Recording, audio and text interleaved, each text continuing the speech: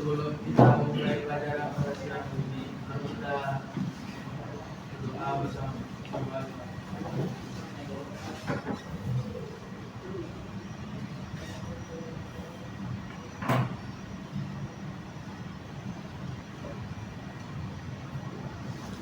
Doa selesai. Saya mengajak siapa-siapa yang tidak hadir, yang hadir dan tidak hadir. Tidak hadir. Siapa? Kurniawan kenapa? Sakit hati. Abdul? Antitra? Fadli Aditya Embadar?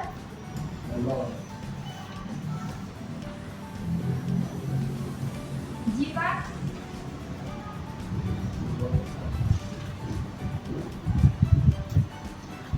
Maria? Muhammad Hazli Akari? Muhammad Tabib? Rahmat Jamaini? Rijaldi? Rivaldi?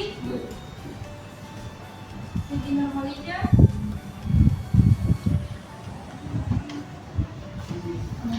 Berarti harus ada izin.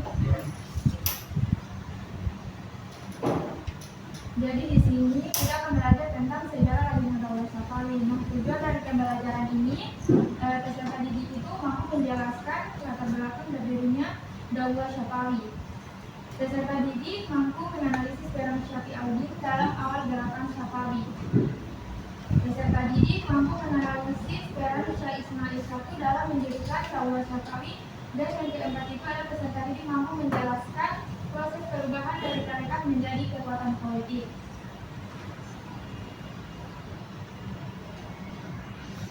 Di sini saya akan menjelaskan video kepada kalian. Kalian akan menyimaknya.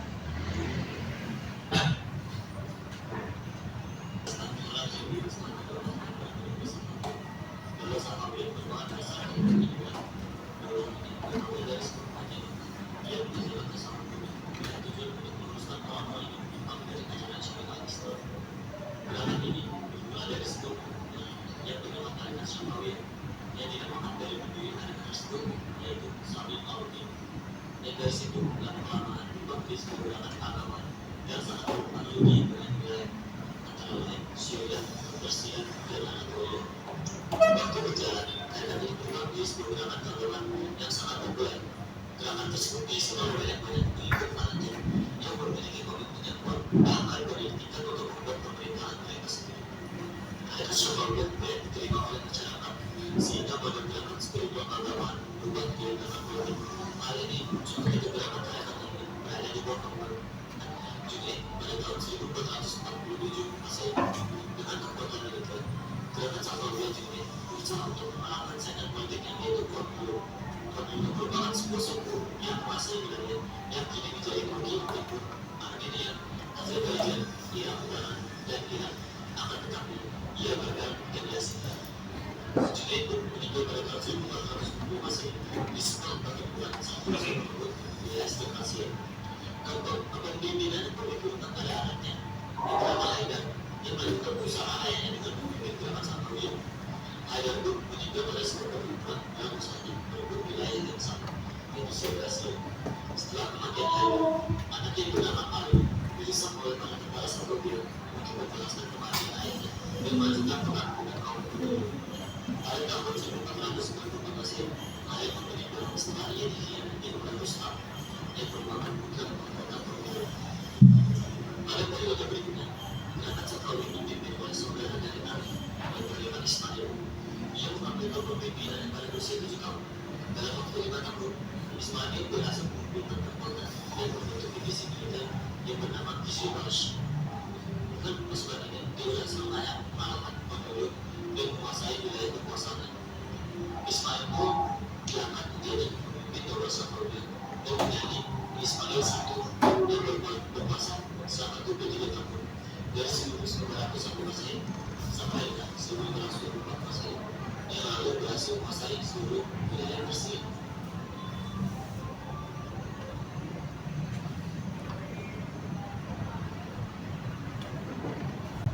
Nah, tadi kalian kan sudah menonton videonya, apakah kalian sudah paham? Nah, dari video tadi saya ada pertanyaan. Mengapa Daulah Syafawi bisa berkembang menjadi kerajaan besar? Siapa yang mau jawab, angkat tangan dan perkenalkan diri? Abdul, silakan. Assalamualaikum warahmatullahi wabarakatuh. Waalaikumsalam warahmatullahi wabarakatuh. Perkenalkan, nama saya Abdul Tunaini. Saya akan menjelaskan mengapa Daulah Syafawi bisa berkembang menjadi kerajaan besar. Karena Daulah Syafawi bisa berkembang karena memiliki kekuatan militer yang kuat dan persatuan dan hubungan agama serta kepemimpinan yang hebat, pusat pemerintahan yang terakhir, kemudian ekonomi dan perdagangan, serta diplomasi dan hubungan luar negeri. Ada lagi yang mau menjawab?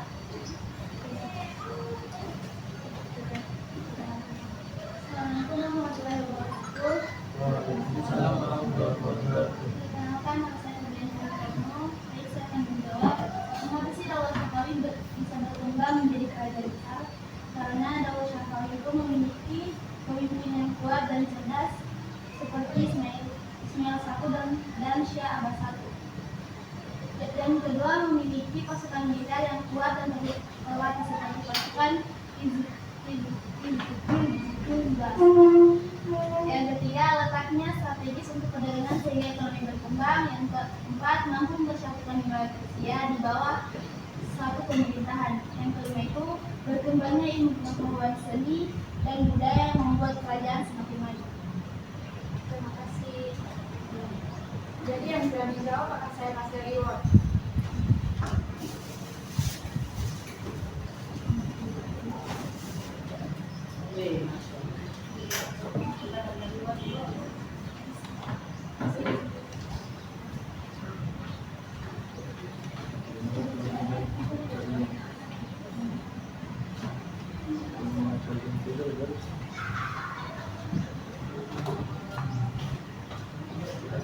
Nah, jadi mengapa Daulah Syafawi bisa berkembang menjadi kerajaan besar seperti yang dikatakan Abdul dan Wiyanti? Jadi Daulah Syafawi itu memiliki pemimpin yang kuat dan cerdas. Jadi inti dari materi ini, jadi Daulah Syafawi itu berasal dari tarekat Syafawiyah yang didirikan oleh Syafi Azim di Persia.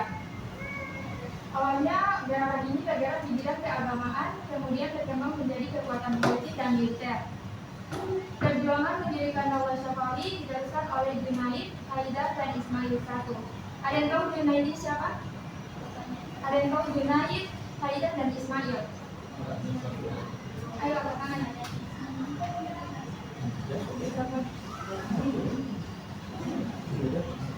Ada yang bisa? Nah, jadi saya jelaskan.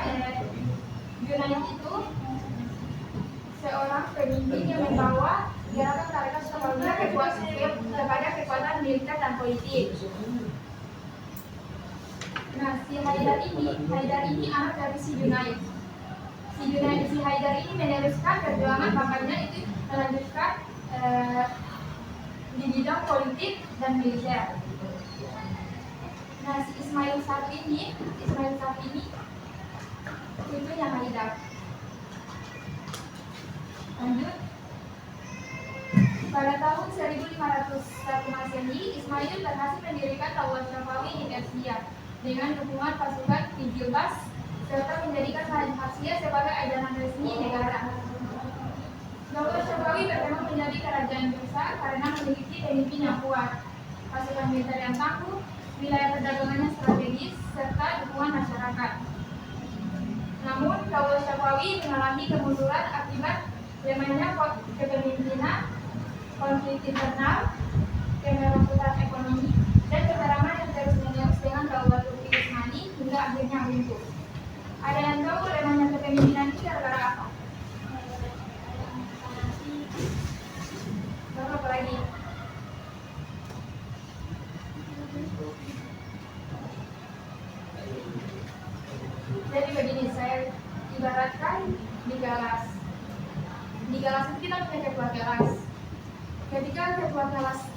memimpin dengan baik, jadi keadaan Garas itu sangat tidak terkontrol.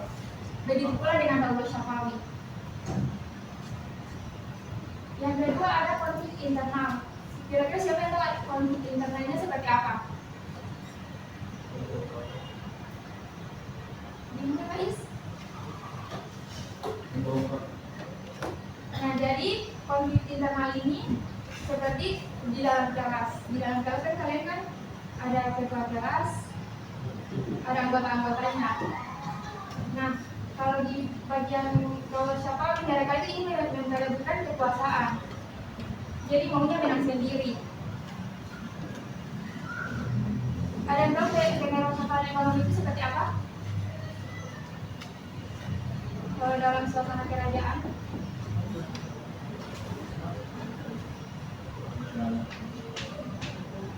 Kurangnya dana. Iya, kurangnya dana itu lantaran apa? Jadi kemerosotan ekonomi itu di mana kan di Daulah Syafawi itu kan ada peperangan terus. Nah, mereka mengeluarkan dana sepanjang peperangan itu terjadi. Jadi mereka tidak tahu memanage uangnya, ekonominya. Jadi di mana itu bisa dikatakan kemerosotan ekonomi. Dan terakhir itu ada peperangan yang terus menerus dengan Daulah Turki Utsmani hingga akhirnya runtuh. Kira-kira ada yang tahu konflik Daulah Syafawi itu dengan Utsmani? Kira-kira ada yang tahu apa konfliknya? Salah satunya apa? Ada yang tahu? Jadi konflik Turki Utsmani dan Daulah Syafawi itu terjadi, mereka ini ingin membuat kerajaan Islam tergeser. Jadi mereka tidak ada yang mau mengalah. Jadi terjadinya konflik. Nah, penjelasannya apa kalian sudah paham? Nah, di sini ada presentasi. Saya akan membacakan LKPD-nya dan kalian akan menjawab. Di sini ada pembagian kelompok. Kelompok 1 itu ada Abdul, Tablik, Aisyah, Febrianti, Rahmat, sama Rais. Nah, kelompok 2 itu ada Jil, ada Fitra, ada Rijaldi, ada Rivaldi, ada Wahid.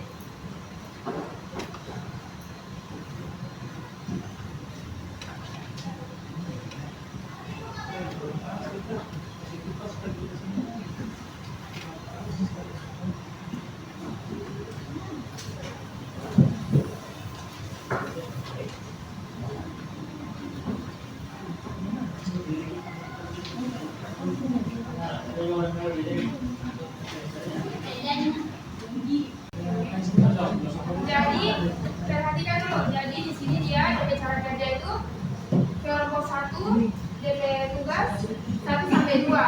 Nah, kelompok 2 3 sampai 4. Jadi 2 soal. So mengerti? Ya.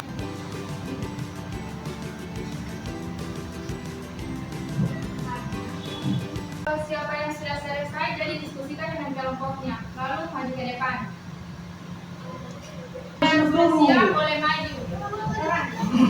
Oke, kelompok 2 silakan. Ayo kelompok 2. Ayo kelompok 2 maju, ayo. Ayo Kak. Ini siapa moderatornya? Oke, silakan. Oke. Assalamualaikum warahmatullahi wabarakatuh. Waalaikumsalam warahmatullahi wabarakatuh. Jadi teman-teman kelompok 1 tolong perhatikan teman-teman kalian yang sudah di depan ini. Jadi berdirinya kamu di sini akan mempresentasikan hasil diskusi kamu. Oke, materi pertama ya.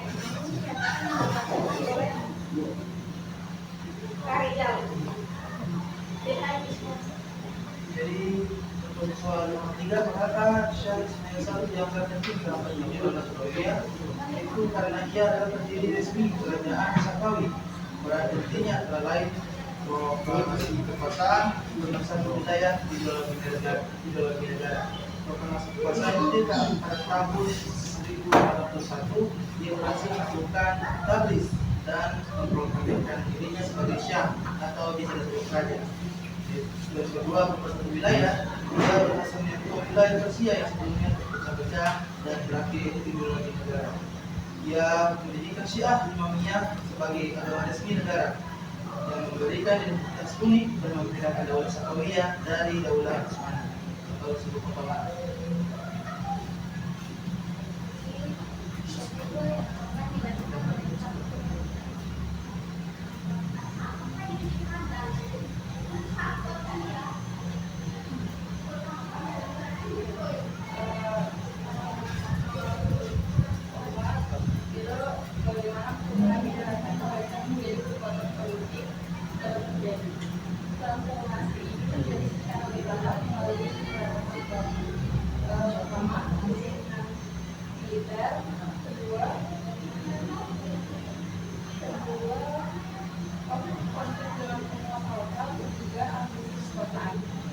Selanjutnya sesi pertanyaan, apakah ada yang mau bertanya? Oke, silakan.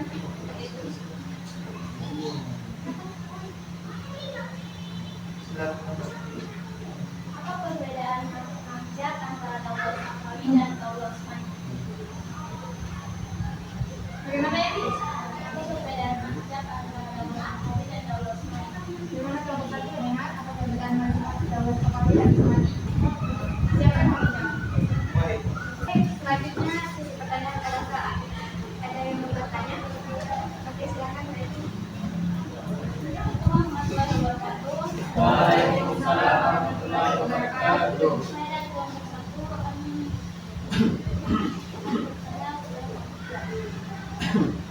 apa perbedaan mazhab antara Daulah Safawi dan Daulah Utsmaniyah? Bagaimana kelompok satu sudah jelas pertanyaannya? Oke, ada pertanyaan lain? Saya. Oke, silakan.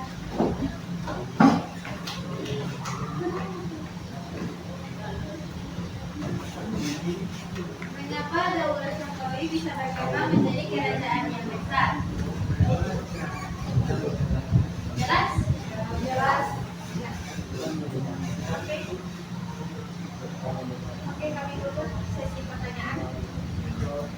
Selanjutnya akan dijawab oleh Pak Wahid. Menjawab pertanyaan dari kelompok satu, apa perbedaan mazhab antara Daulah Safawi dan Utsmani? Daulah Safawi menganut Islam Syiah, tepatnya Syiah Imamiyah Islam Asy'ariyah yang 12 imam. Sedangkan Daulah Utsmani menganut Islam Sunni, mayoritas memakai mazhab Hanafi. Bagaimana? Sudah jelas? Yang kedua. Yang akan dijawab oleh Satu, ideologi yang kuat, gabungan Sufi sama Syiah. Mereka Safawi awalnya tarikat Sufi. Syekh Ismail satu mengubahnya jadi gerakan Syiah Imamiyah. Ini bikin penting. Di sini kelas fanatik banget mereka percaya Syekh Ismail itu wakil Imam Mahdi. Yang kedua, pasukan elit. Balet merah ini tulang punggung militer Safawi. Mereka prajurit suku yang militan yang setia. Dengan pasukan ini, Syekh Ismail bisa cakupan Persia, Irak sampai Azerbaijan dalam waktu cepat. Kepemimpinan yang mencakap. Syekh Ismail jago perang, jago bertahan dan puncaknya abad satu ini otak reformasi. Dia bikin pasukan dalam modernisasi senjata api. Oke. Oke, apakah sudah jelas? Sudah. Oke. Kesimpulannya, ini adalah pendiri resmi kerajaan Safawi. Dalam versinya adalah proklamasi kebangsaan dengan wilayah dan ideologi. Oke. Sekian dari kami. Mungkin hanya ini yang bisa kami sampaikan. Lebih dan kurangnya kami mohon maaf. Karena kesempurnaan hanya milik Allah SWT. Assalamualaikum warahmatullahi wabarakatuh.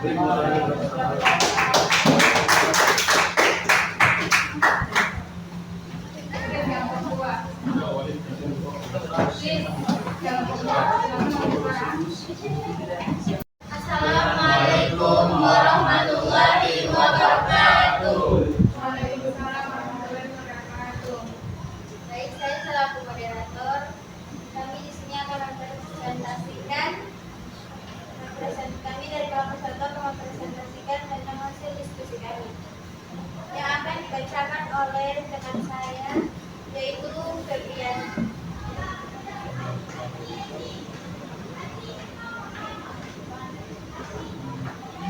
Oke, yang pertama, jelaskan bagaimana latar belakang berdirinya Daulah Syafawi. Latar belakang berdirinya Daulah Syafawi diawali dari gerakan Syafawiyah yang dipimpin oleh Safi al-Din di Persia. Lama-kelamaan gerakan ini berkembang menjadi kekuatan politik dan akhirnya mendirikan kerajaan.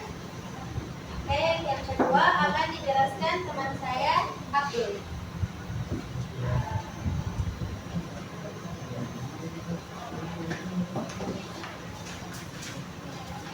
Dalam yang kedua adalah seorang Safi al-Din dalam awal gerakan Safawi. Seorang Safi al-Din adalah mendirikan dan memimpin letak Safawiyah serta menyebarkan pengaruhnya kepada masyarakat. Kami membuka sesi pertanyaan. Apakah di sini ada yang mau bertanya? Saya. Silakan untuk berdiri. Perkenalkan, nama saya Jalur Aulia. Saya akan bertanya kepada kelompok 1. Siapa raja itu? Jelaskan peran suku Hizbah dalam perkembangan awal Daulah Syafawi. Bagaimana kelompok 1? Bisa dibacakan ulang? Jelaskan peran suku Hizbah dalam perkembangan awal Daulah Syafawi. Baik, sudah dengan itu. Masih ada lagi pertanyaan?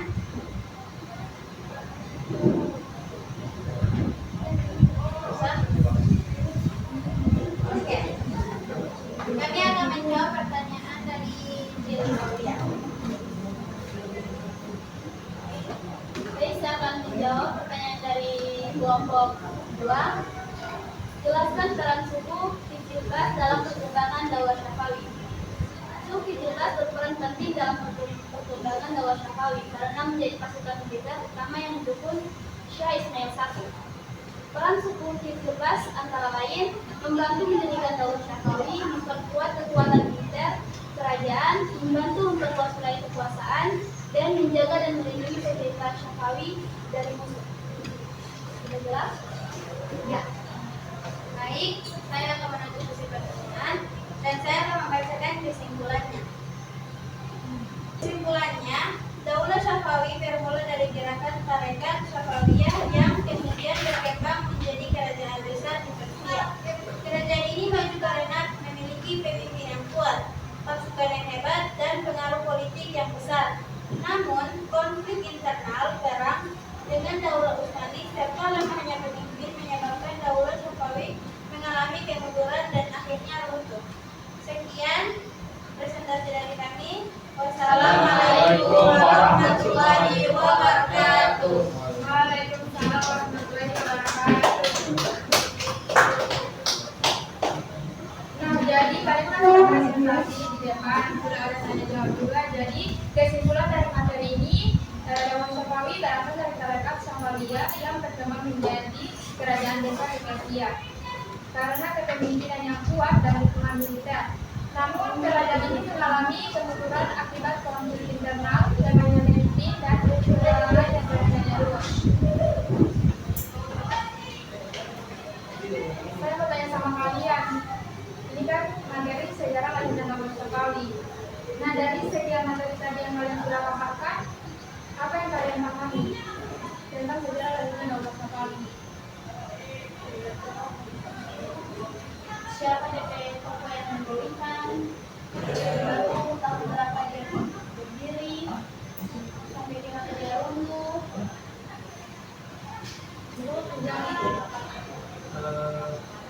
Mengenai bagaimana perkembangan daulah Safawiyah dari awal munculnya raja terciptanya agama itu dan akhir dengan runtuhnya daulah Safawiyah tersebut. Jadi berarti kalian sudah paham kan hari ini? Paham. Nah jadi pembelajarannya sampai di sini. Wassalamualaikum warahmatullahi wabarakatuh.